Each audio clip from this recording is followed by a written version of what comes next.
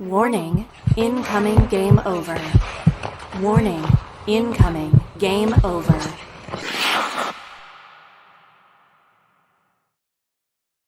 Yo, yo, yo. What is up? What is up? What is up? Game Over Edmonton is on the air. Sorry about the longer wait, but we are back. We are here once again. 2 nights in a row. You're getting Avery, yours truly, here in the host chair. And back-to-back nights, the Oilers go to overtime and get a victory. Edmonton knocking off the Chicago Blackhawks in overtime. And it was a game where Zach Hyman gets the overtime winner. A little bit of a slow start for the Oilers, but they figure things out. They get things going. Zach Hyman scores the overtime winner. Leon Draisaitl scores his league-leading 38th goal. And Jeff Skinner, one of his nicest games, one of Jeff Skinner's best games as an Edmonton Oiler, multi-point game for Skinner. He is now tied for 4th in team scoring. And you're seeing Jeff Skinner on this road trip, this 2-game road trip, you're seeing Skinner figure things out more and more. We saw Skinner make good defensive plays against St. Louis, did it again tonight against Chicago. After going into the top 6, Jeff Skinner got a promotion. Hang on, let's bring the camera down a little bit. Jeff Skinner makes the most of his promotion, and now I think I could speak for all people who watch Oilers hockey. Jeff Skinner deserves to remain in Edmonton's top 6 forward unit. But before we get too far in advance in our talk tonight for Game Over Edmonton, we gotta show some love to our friends out at Hyperdrive Hockey. Shift into Hyperdrive and get ready for it, and get ready to have some of the, and get ready to have some fun with your new source for all the biggest stories in hockey, bringing a unique style of broadcasting and commentary with a Quebecois flavor. Hyperdrive Hockey combines top-tier hockey analysis, the biggest stories, pop culture, and a fun atmosphere that'll drive debate, make you think, and more. Join Max Van Hoot, Daphne Malbouf, and Kevin Larme every Monday and Thursday for your fill of the hockey world. Watch on YouTube on the Game Over Network channel, or subscribe to the podcast on Apple, Spotify, or Amazon. And make sure you head to our website, thegameovernetwork.com, for so much more. Check it out. All right. And back to our discussions here on that game. It was a game in which Edmonton looked a little slow out of the gate. It wasn't the cleanest game early on. Shots were 15-12 Chicago early. Edmonton looked a little tired, I guess you could say. And I guess that's to be expected with this team being the oldest team in the NHL. This is a team going from back-to-back nights, playing in St. Louis, going to Chicago, now get a bit of a rest before they get ready for Colorado on Friday night back at Rogers Place. So that first period, scoreless first period, and more than a few chances they had turned away in this one. This was looking like a bit of a defensive stalemate early for Chicago and Edmonton. The goaltending early was on point for both sides, really, and you saw Arvid Soderblom for Chicago make a few top-tier saves early. He stoned Jeff Skinner at point-blank range early. Arvid Soderblom he's been one of the bright spots for Chicago in this year, because we know that this year in Chicago is yet again another lost season for the Blackhawks. That team is still deep in their rebuild with Connor Bedard, and really trying to get the pieces around him doing something, but this is a lost year. This is the Blackhawks trying to figure out what to do next. It's not really anything going well for Chicago, but man, Soderblom had a great night in net for Chicago. That's what you want to see if you're a franchise. That's a guy who you think probably can be, he probably can be your franchise netminder going forward. And yeah, he stepped up in a major way for Chicago in that game. But then, second period, things started to open up a little bit more for Edmonton. They got their chances, 9 shots in the second period to Chicago's 8. But you saw this team start to get things going to an extent. Victor Arvidsson got his 7th goal of the year. Bad angle shot goes in, beats Soderblom, and helpers from Mattias Janmark, Brett Kulak, and again, goals from guys not named 97 and 29. That's what you want to see. And points from the rest of the core. Lucas Reichel tied things up late in that second period. Very late. Got a tip tying that game up on a situation where it was a bit of a defensive miscue. And Teuvo Teravainen. Over the past season, Teravainen has been a menace against the Oilers. He's been finding ways to produce against Edmonton no matter where he goes. He's been finding a way to do that. And then, of course, the third period, Jeff Skinner gets in tight. And one thing about Jeff is that his skating and his edges are so on point, and he is so skilled. When he gets the puck in traffic, it's tough to knock him down, and it's tough to get the puck off of his stick. There's not many more players who are in this league who are more skilled in tight than Jeff Skinner. And again, that goes back to his background as a figure skater and his ability to focus on the finer details of skating. And again, you're seeing Skinner wake up again in all aspects. You're seeing him cash in on his chances. And that's the thing that has to make Chris Knobloch and his coaching staff really happy, as he took advantage of this promotion, which was well-deserved, into Edmonton's top 6, playing with Leon Draisaitl. And Draisaitl got a helper on that goal with Vasily Podkolzin. And then there was a 3-1 game. Draisaitl gets his 38th. Leon is now the NHL's leading goal scorer and top point man. Again, MVP. But late, one thing I think was a bit concerning was that the fact that this team late couldn't hold on to a lead against Chicago. And the Blackhawks aren't good. Let's be honest. This Blackhawks team isn't a good team. You shouldn't be blowing a 3-1 lead to the Chicago Blackhawks. That was something that you could say was a little bit concerning, but end of the day, they did get the 2 points here. I just think really, I see Janice in the chat. How you doing? And we'll get to questions and comments later on. And there's some comments here. There are some comments. So yeah, the special teams tonight were not at its best for Edmonton. The special teams all year long has been, I've said before, they've been very Jekyll and Hyde for the Oilers. It's got to be more consistent going forward, that productivity on the PK and the power play. I mean, there have been good moments.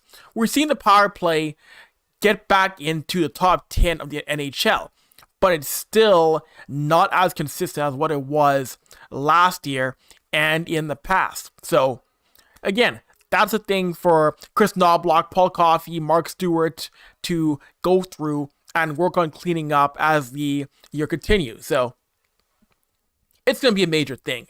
It really is. And again, you have no choice but to make sure those aspects of your game are nice and tight going forward. So, we'll see. We shall see about that aspect.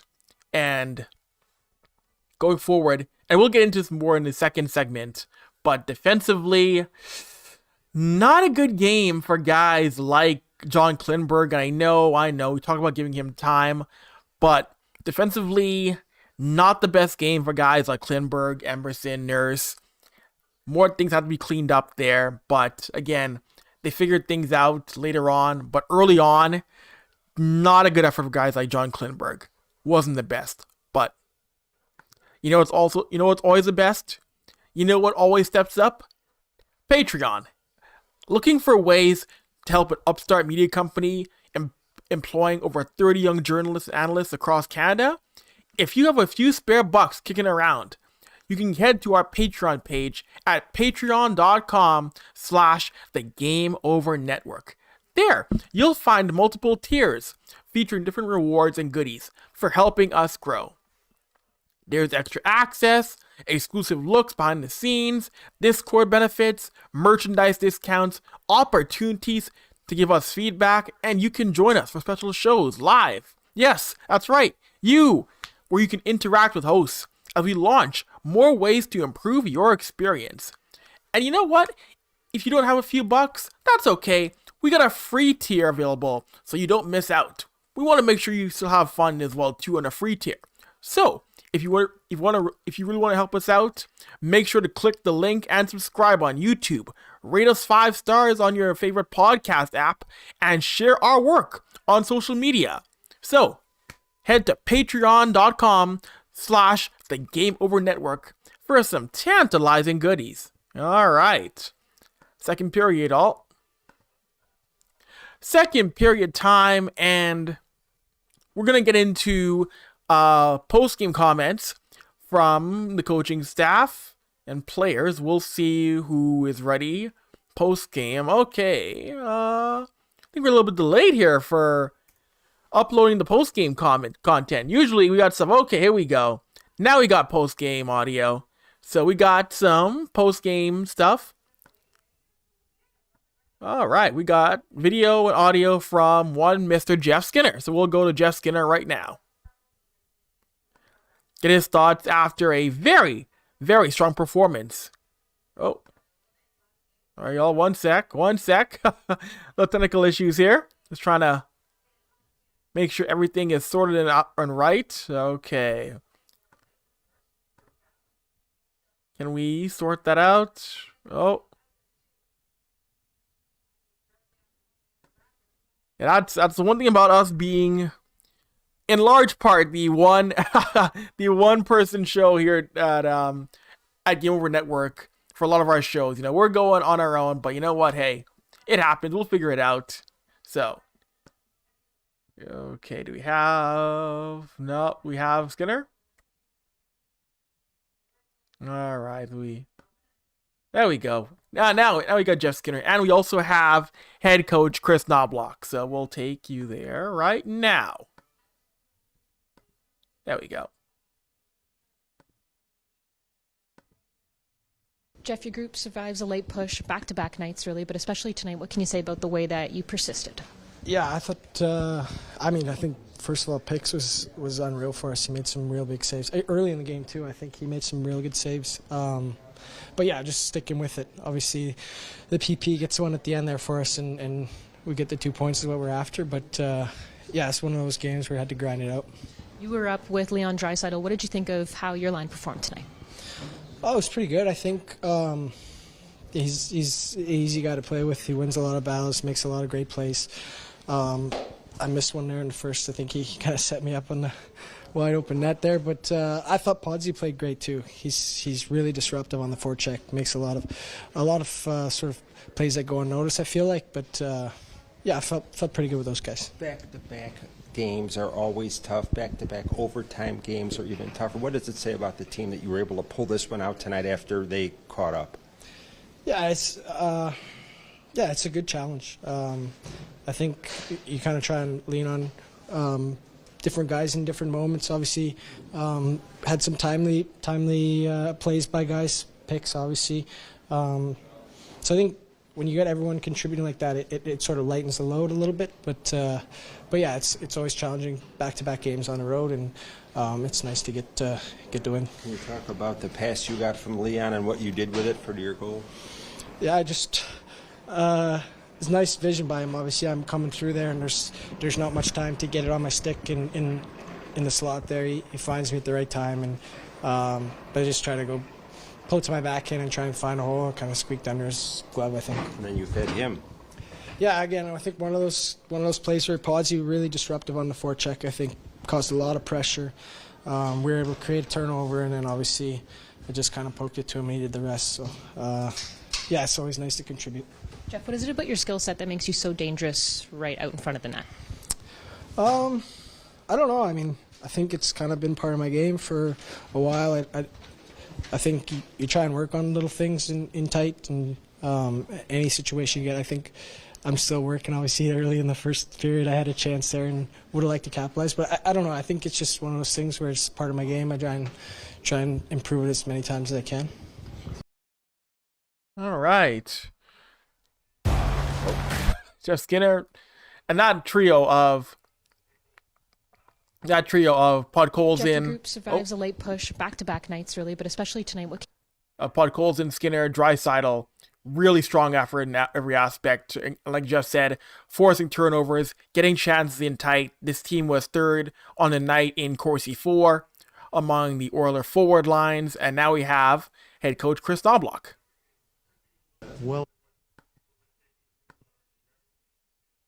Well, I guess right time for this question. Do you like the way your team is built for overtimes, considering you banked back-to-back ones in exciting fashion, and most importantly, a couple of points in each? Well, 3-on-3 play. We're obviously built for it. We got some players that would excel at that situation. Unfortunate that we were in that situation both nights, but they found a way, which was nice. But we just got away with a lot of things that we got to clean up. What did you think about your group's persistence? Of course, the late push from the Blackhawks, but then able to stick with it. Overall, I think a lot of credit to them. I thought they played hard, and we're playing them back-to-back, so they had the jump. They were much quicker than we were for most of the night. I thought we had a good push in the first 10 minutes of the third period, and then as soon as we made it 3-1, they came at us and forced us to turn the pucks over a couple times on the breakouts. And led to some scoring chances. Obviously, one against on the power play, but unfortunately, it's just it's a long season. It's not fair to think that we're going to be 100% every night, but hopefully we happy that we got our 2 points, and we'll leave town with them. What did you think about Jeff Skinner playing up with Leon Draisaitl tonight? Jeff's been playing really well. His details have been good. He's been checking hard. He's been getting in the forward check. He's been in the right position defensively. I believe it was the third goal. Absolutely a result. He gets the assist on it, but just being in the right place to break up that play to get the puck down, and if he's not in the right play defensively, they're probably on a rush against, and we have to defend. But he's able to break that play up and leads the scoring chance. He had some chances in the first period, and I thought maybe those were his chances that he didn't put away, but he was able to get some more. And overall, I think he played a really good game, and I think he's played really well for the last couple weeks. Both Jeff and Victor Arvidsson were in new spots tonight. Is there something to that they both get on the board? I don't know if there's kind of a positive energy around there. Well, one thing about Victor, I think he's been playing really well lately. I think he's elevated his game when we moved him to the left side. And when you're playing your off wing, you've got different options. It's not a best fit for every player, but it seems like it's been a good look for him right now, playing the left wing. And moving Skinner up with Leon, opportunity for him to play with Connor. And, for the most part, I thought that line was our best line, and usually with Connor, a lot of times it is our best line. But I thought Victor had a lot to do with it, and I thought he had a really strong game and strong couple games. Back-to-back games are tough enough, back-to-back overtime. I know that you let them back in it, but what did it say about the team that you were able to, come back and win this after, letting them back in? So much success in the game is determined on speed, being able to skate, passing, that execution, defensive awareness, that has something to do with it, but playing fast, moving your legs, and, playing back-to-back with the travel. Every team does it. I'm not making an excuse for it, but, we were lagging a little bit, and they were taking advantage of it. I thought they played a heck of a game, and but we persevered, and our top players were able to make some plays that got us on the board.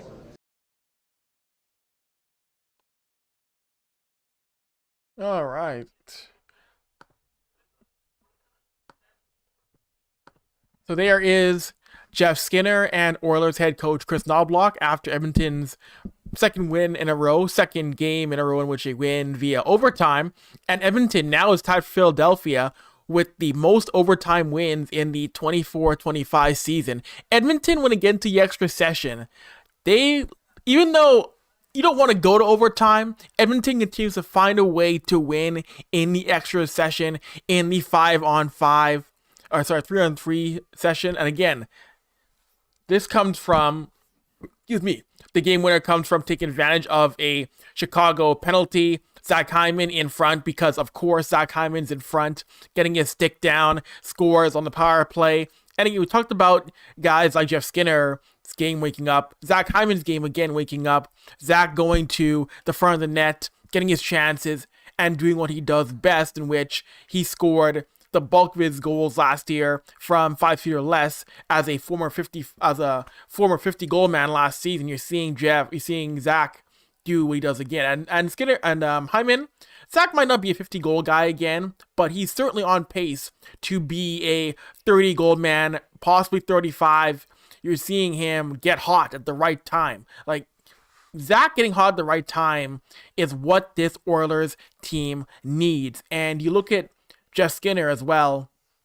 Play skill with skill, and skill steps up. Playing him with Leon Draisaitl, he finds a way to do what he does best as a guy who's been in the league for over a decade and has had multiple campaigns of 30 goals or more. Put Jeff Skinner with skill, and he will find a way to thrive each and every single game. He will. So, like seeing that, and again, you saw the praise for Chris Knobloch, how Knobloch was a huge fan of him defensively. It's what you want to see. It's what you need to see. And now Edmonton goes back home to play Colorado on Friday, and we'll see what happens there, in which, of course, I mentioned yesterday, Colorado's a team trying to figure things out, trying to handle the Central Division dogfight. So that'll be a fun game on Friday night, though. That's going to be a fun game. Edmonton, Colorado, that game is never boring. When those two teams hook up, they have a blast. It's entertaining as heck to see when the Avalanche take on the Oilers every single time. So, with that being said, you know what else is also fun? You know what else is fun? Following us on social media. If you're enjoying the show so far, you want more of this, right? Well, make sure you hit the like button on this video, click subscribe on our channel, and make sure you hit the notification bell so that you know when we go live next. If you're tapping into the podcast, please give it a 5-star rating or give it a positive review. And if you really love us, if you really are a fan, make sure to follow us on social media on all of our platforms. You can find the Game Over Network on Blue Sky at thegameovernetwork.com, on TikTok and Twitter at GameOverNHL, or on Instagram, Threads, and LinkedIn at Game Over Network. And you can follow me, follow your boy on Twitter at Avry, at AVRY, on Instagram at Avry Sports. Look at my tweets, content, pictures on both apps. Or you can also find us at thegameovernetwork.com, where you can sign up for our upcoming newsletter, where we're going to keep you posted on news, content, and all the fresh and fun things coming to the Game Over Network. So make sure you stay tapped in. Make sure you stay alert. What did those rabbits say back in the day? Stay alert. Stay safe, but most definitely stay alert. Most definitely. As we tap into the third period on Game Over Edmonton. Thank goodness Edmonton's gonna get a little warmer over this week here. Thank goodness, because bruh, I cannot handle another day of minus 24 or worse. Ooh wee. Nah. Clean it up. Fix that up. Get that right. This deep chill we've been in, but you know what? Hey, we've been able to enjoy some solid hockey over the past week or so here. We've been able to enjoy the Oilers getting some big wins. So you know what? At least that's been keeping us all company while the temperatures have been dipping down here. And thankfully, at least with Edmonton, when the Oilers play Colorado, I mean, it'll be cold, but it'll be a tolerable cold, at least when that game is played on Friday night. And hopefully, I see some of you lovely fans of Game Over at the Takeover Tour game on February 16th when the Ottawa Charge take on the Toronto Scepters, Rogers Place. I'll be there. If you see me, come by, say hi. I'll be covering that for the hockey news. The first ever PWHL game in Edmonton. It'll be a blast. It'll be fun. I cannot wait. I cannot wait for that. And as we look into some more of the analytics in the game, looking at natural stat trick, Chicago actually outcoursed the Oilers 57-48 in the Corsi numbers. Corsi 4, 54.29% to 45.71%. And interesting is that the Blackhawks actually got way more high danger chances. 11 high danger chances to the Oilers 6. Edmonton only had 6 high danger chances in this game, which is a little bit surprising to me. They had only 6 the entire game. I mean, that seems wrong. I don't know if that's right, but I don't know. That feels off that Edmonton had only 6 high danger chances. I swear they had more than that. That seems off, but either way, you need far more than 6, even in a win, even in a winning effort against a team like Chicago. You need far more than 6 high danger chances against a Chicago Blackhawks team that is knee deep in their rebuild. Way more chances in tight were needed on Arvid Soderblom. Yeah, that messed me up. 6 high danger chances? That doesn't sound right. It truly doesn't, and again, stats can get adjusted, stats can get altered, stats can get fixed the next day or in a few hours, but I don't know. That sounds off to me, but hey, let me know in the comments, what do you think about that? Because I swear, I thought we had more than that. And looking at the Oilers team situation, I mentioned how there were bright spots, obviously. Guys like Arvidsson, Skinner, Calvin Pickard. Calvin Pickard had a good game. I thought he made some strong saves early on. And I know this goalie tandem of Stuart Skinner and Calvin Pickard haven't been perfect, but they've been doing their best.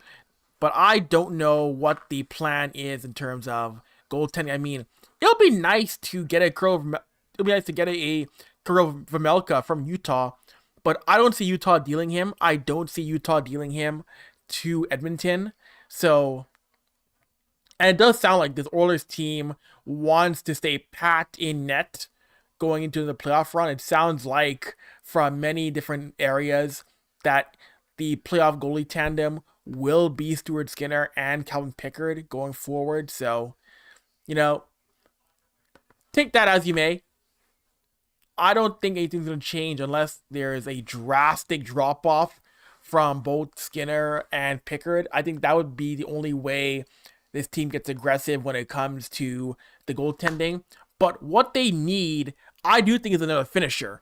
They need another finisher in the forward core because they were going in, deep into the third period. They're going deep into this game, only 1 goal.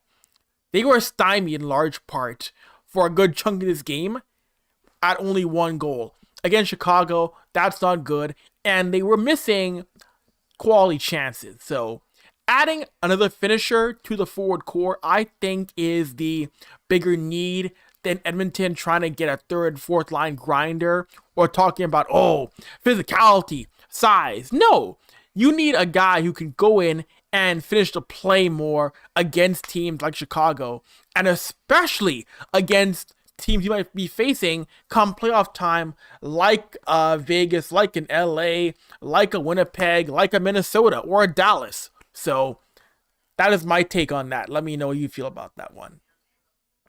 Let me know. So, before we get into yay old overtime, you know what? You know what people need? You know what the streets need, want, and crave? Game Over merchandise, baby. You know you want some. You know you need that. What better way to support something you love than by rocking it as apparel, as merch? Game Over's apparel line has dropped with 3 unique designs. Whether you want to feel the nostalgic pull of the retro scare design, want to make a statement with our established design, want to wear your love for goalies proudly with our live and die by the goalie design, or if you just need another coffee, tea, and a toque to get you through the winter, we got you covered. Designed by Brady Chalice from Game Over Winnipeg. Use the QR code on stream now and take a look through our apparel store and help us rebuild local sports media in Canada while repping your community. See, I gotta get some gear for myself, man. I'm a host, and I'm behind in getting some Game Over merchandise. Gotta fix that. All right, let's wrap things up. Overtime. Like the past 2 games, we're going deep. We're going deep, y'all. It is overtime. So I mentioned how there was a few questions from earlier we'll get into, and then we'll wrap things up for the night. I mentioned Janias McKay was here. Great to see a regular in the chat on the show. Pointed out, not fair to Pickard to keep the team in it. Yeah, Calvin made some big saves early on to keep this game where Chicago, the Blackhawks had a few good chances in that first period, and Calvin Pickard, Janice, you're right. Picks made a few big saves, good game for him. And when Pickard is on, he's on. He can be, again, he's shown he can be a very strong backup when called upon, and made some great saves with the pad in this game to keep things in the positive for Edmonton tonight. But really, again, what can the Oilers do to clean things up? Just really, I think a major aspect is just more awareness in their own end of the ice. Stop making the little mistakes. Cleaner breakouts. That's a big thing we saw in this game. Make sure the breakouts are sharper. Complete the passes in your own end. And just being aware in front of Pickard. I saw a few breakdowns in front of Pickard. Just being aware, marking your man.